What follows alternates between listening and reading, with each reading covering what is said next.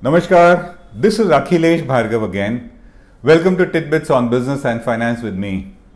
Among the many agencies and authorities who are conducting an investigation and inquiry into the affairs and accounts of the IL&FS group and its subsidiaries is also the SFIO, the Serious Fraud Investigation Office.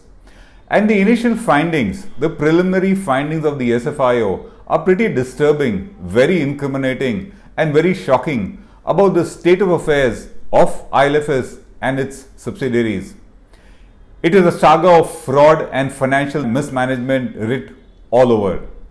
There are instances of corruption, greening of accounts, personal enrichment of the employees, non-transparent deals, dubious deals, misreporting of income, malpractices in terms of corporate compliance, and the list goes on. In other words, the accounts of IL&FS are completely wrong. Parallelly, the Institute of Chartered Accountants, the ICAI, has also conducted a preliminary inquiry into the conduct of the auditors who certified the financial statements of IL&FS and its subsidiaries, and it has found a prima facie case of misconduct and negligence by 3 of its chartered accountants, which are very well-known multinational accounting firms, which is Deloitte, KPMG, Ernst & Young and their local affiliates. The ICAI proposes to initiate the disciplinary proceedings for misconduct against these auditors, and the matter is likely to go to the NFRA, the National Financial Reporting Authority, which has been newly constituted and which will now be looking into the large cases of indiscipline and misconduct by auditors and chartered accountants. On the basis of these incriminating findings of SFIO, the Ministry of Corporate Affairs, the MCA, has petitioned the NCLT to appoint an independent firm of chartered accountants to review, recast and restate the financial statements of IL&FS and its 2 subsidiaries, the subsidiaries into financial services, the subsidiary into transportation network, to actually state the actual true financial statements of the group. And it has asked these auditors to be appointed, chartered accountants to be appointed, to recast the financial statements for a period of 5 years. That is the extent to which this kind of a mismanaged, fraudulent state of affairs was continuing in IL&FS and its entire group subsidiaries. The NCLT has received such a petition for the first time. Of course, the company law permits the NCLT to appoint, to review the financial statements of a company if there has been fraudulent and financial mismanagement. But this is the first time that the NCLT has been petitioned, notwithstanding the fact that even in all those huge willful defaulter NP accounts that have come before the NCLT for bankruptcy review, even in those cases, such a petition has not come. Such grave must be the state of affairs of IL&FS and its subsidiaries, which has been noted by SFIO in its preliminary findings.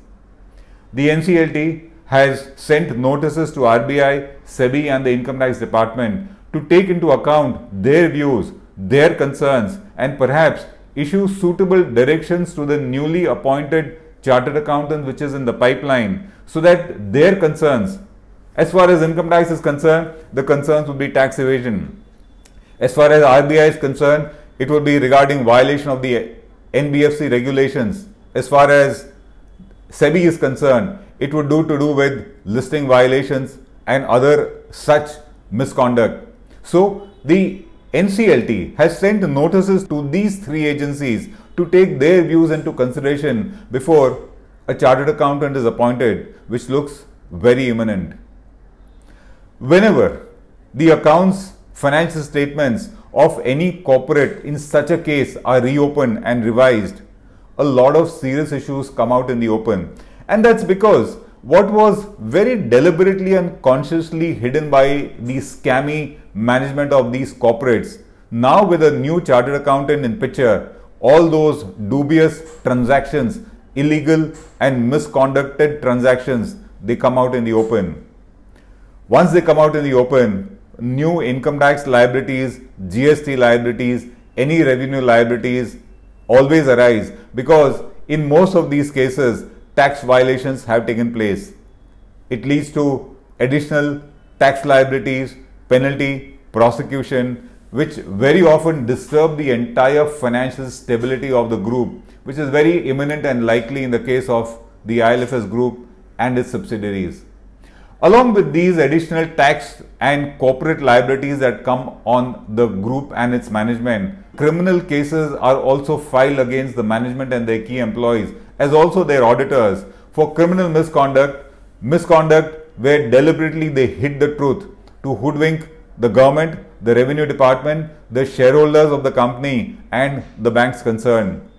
ILFS will certainly get into this situation once new chartered accountants are appointed and its financial statements for 5 years are recasted and revised.